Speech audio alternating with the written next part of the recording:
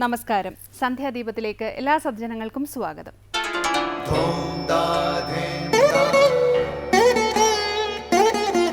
ശുഭം ഭവതു കല്യാണമായുസാരോഗ്യവർദ്ധനം സർവദുഃഖ വിനാശായ സന്ധ്യാദീപം നമോസ്തുതേ.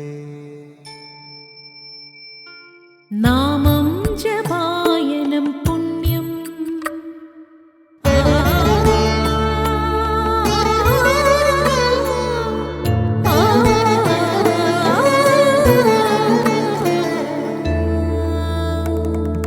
നാമം ജപായനം പുണ്യം നിരുപമദീപാങ്കുരം പോലെ സ്വരശ്രുതിലയവരമതുലം ദേവാങ്കണം മോക്ഷസംഗീതസാരം നീളും വഴിത്താരയിൽ ജീവതാരം മന്ത്രാലാപം മായാവിൻ നിൻ പ്രസാദം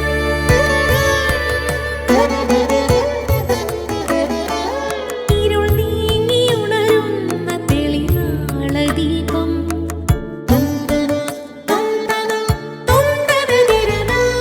ഇരുൾ നീങ്ങിയുണരുന്ന തെളിനാളദീപം പ്രണവാമൃതം ചൊരിയുന്ന ദീപം ദീപം ദീപം ദീപം ദീപം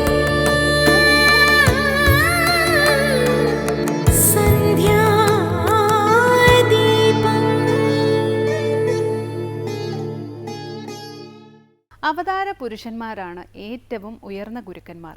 അവരുടെ ദർശന സ്പർശന സംഭാഷണങ്ങൾക്ക് ഒരാളുടെ തലവിധി പോലും മാറ്റാൻ കഴിയുമെന്നാണ് ശാസ്ത്രഗ്രന്ഥങ്ങളും അനുഭവങ്ങളും പറയുന്നത്. ഗുരുവിനാൽ പാകപ്പെട്ട ശിഷ്യനിലേക്ക് ഗുരു ഉപദേശ വാക്കുകളിലൂടെ ശിഷ്യന്റെ അന്ധകരണത്തിലേക്ക് ഒഴുകിയിറങ്ങി ചെല്ലുകയാണ്. പിന്നെ ഗുരുവില്ല, ശിഷ്യനുമില്ല. അതുകൊണ്ടാണ് ശ്രീരാമകൃഷ്ണ പരമഹംസർ പറഞ്ഞിട്ടുള്ളത്, ഗുരു ആദ്യമേ തന്നെ ശിഷ്യനിൽ നിന്ന് ദക്ഷിണ സ്വീകരിക്കുന്നു. കാരണം ജ്ഞാനോപദേശത്തോടെ പിന്നെ ഗുരുവുമില്ല, ശിഷ്യനുമില്ല. തന്നെ മറ്റുള്ളവർ ഗുരുവെന്ന് വിളിക്കുന്നത് രമണ മഹർഷിക്ക് ഇഷ്ടമല്ലായിരുന്നു. ഒരിക്കലൊരു ഭക്തൻ ചോദിച്ചു, പിന്നെ ഞങ്ങൾ അങ്ങയെ എന്ത് വിളിക്കുമെന്ന്. അതിന് മറുപടിയായി രമണ മഹർഷി പറഞ്ഞത്, ശിഷ്യന് ഗുരുവെന്ന ഭാവം പുലർത്താം, പക്ഷേ ഗുരുവിന് താൻ ഗുരുവെന്നുള്ള ഭാവം ഉണ്ടായിക്കൂടാ എന്നായിരുന്നു. തുടർന്ന് ശ്രീ കാവാലം ശ്രീകുമാർ പ്രശ്നോത്തര രത്നമാലിക ആലപിക്കുന്നത് കേൾക്കാം.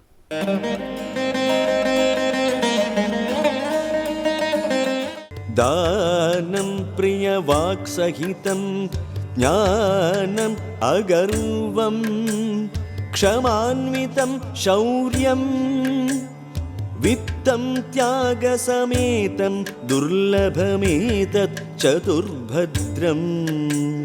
ദാനം പ്രിയവാക്സഹിതം ജ്ഞാനം അഗർവം ക്ഷമാന്വിതം ശൗര്യം വിത്തം ത്യാഗസമേതം ദുർലഭമേതത് ചതുർഭദ്രം.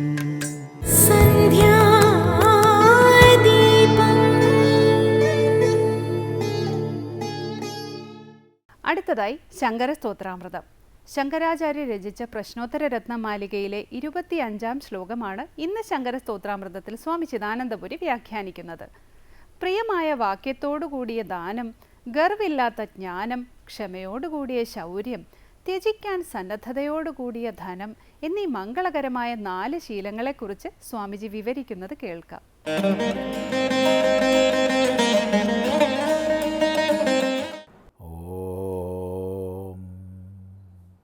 ഗുരുർബ്രഹ്മാ ഗുരുർവിഷ്ണു ഗുരുർദേവോ മഹേശ്വരഃ ഗുരു സാക്ഷാത് പരം ബ്രഹ്മ തസ്മൈ ശ്രീ ഗുരവേ നമഃ. ഓം സദാശിവസമാരംഭാം ശങ്കരാചാര്യമധ്യമാം അസ്മദാചാര്യപര്യന്താം വന്ദേ ഗുരുപരമ്പരാം. പ്രശ്നോത്തര രത്നമാലികയിൽ 24 ശ്ലോകങ്ങൾ നമ്മൾ ശ്രദ്ധിച്ചു. 25-ാം ശ്ലോകമാണ് ഇനി ശ്രദ്ധിക്കേണ്ടത്. അവിടെ 62ഉം 63ഉം ചോദ്യങ്ങൾ ഒരേ വിഷയത്തെ സംബന്ധിച്ചായിരുന്നു.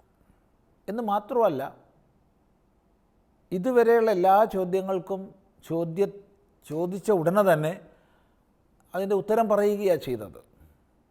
എന്നാൽ അതിൽ നിന്ന് ഭിന്നമായിട്ട് ഇവിടെ പറയാം അഥവാ ഞാൻ പറയുന്നു എന്ന് പറയുകയാണ് ചെയ്തത്.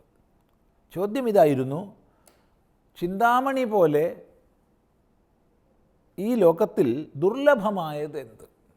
ലഭിക്കാൻ ഏറെ പ്രയാസമുള്ളതും ലഭിച്ചാൽ ആവശ്യപ്പെടുന്നതെല്ലാം നൽകുന്നതുമായ ഒരു സാങ്കല്പികമായ മണി, രത്നം, അതാണ് ചിന്താമണി.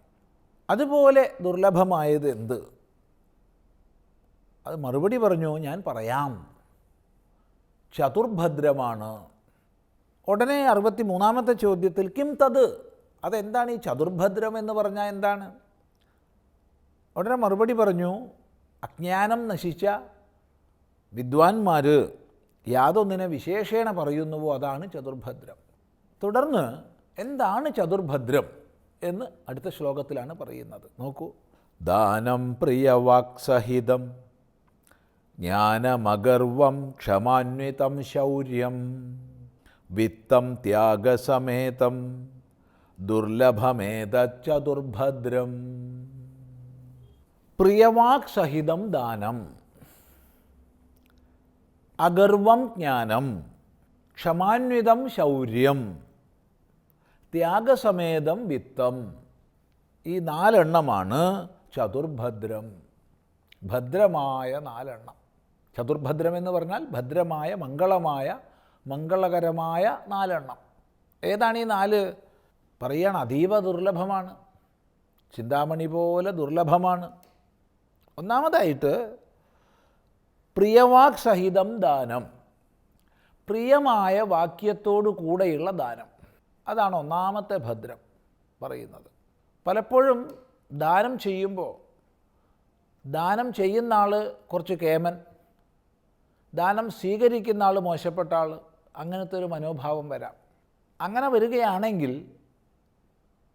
ദാനം നൽകുന്നത് അല്പം വിഷമത്തോടു കൂടെയോ ഗർവത്തോടു കൂടെയോ അല്ലെങ്കിൽ തൻ്റെ മഹിമയെ കീർത്തിച്ചുകൊണ്ടോ സ്വീകരിക്കുന്ന ആളെ ഇകഴ്ത്തിക്കൊണ്ടോ ഒക്കെ ആവാൻ സാധ്യതയുണ്ട്.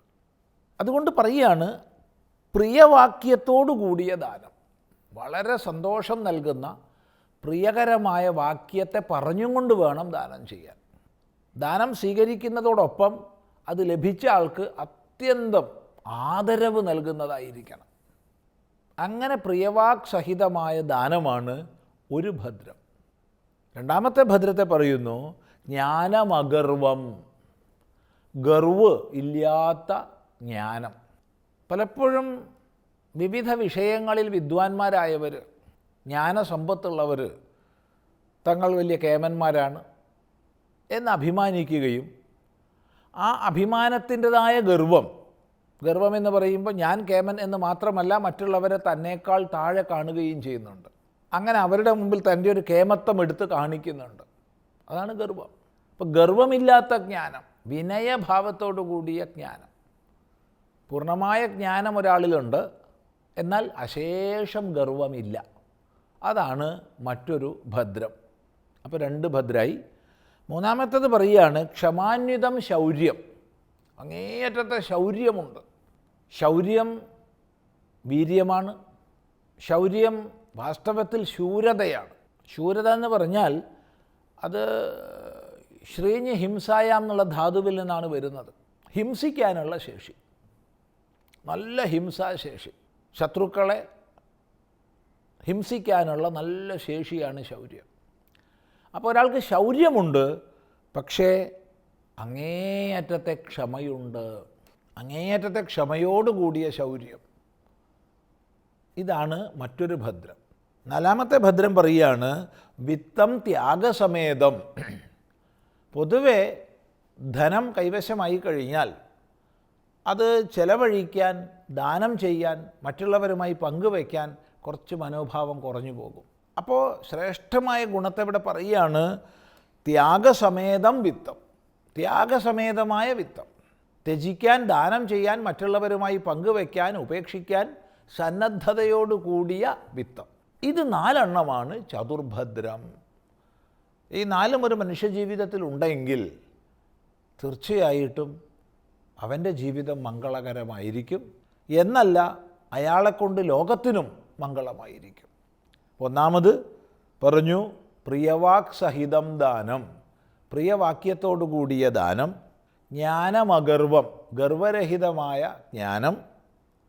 ക്ഷമാന്വിതം ശൗര്യം, ക്ഷമയോടുകൂടിയ ശൗര്യം. ത്യാഗസമേതം വിത്തം, ത്യാഗത്തോടു കൂടിയ ധനം, വിത്തം. ഈ 4 എണ്ണമാണ് ഏതത് ചതുർഭദ്രം. ഇതാണ് ചതുർഭദ്രം.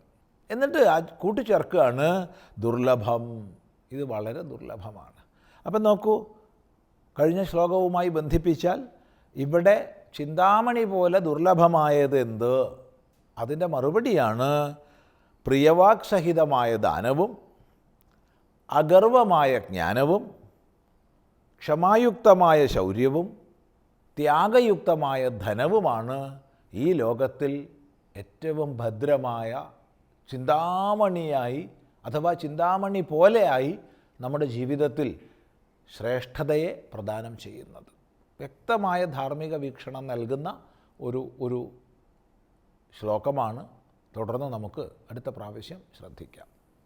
അടുത്തതായി ദീപാരാധനയാണ്. ക്ഷേത്ര സന്നിധിയിലെത്തി മംഗളാരതി തൊഴുത് ഇന്നത്തേക്ക് മടങ്ങാം. എല്ലാവർക്കും നമസ്കാരം.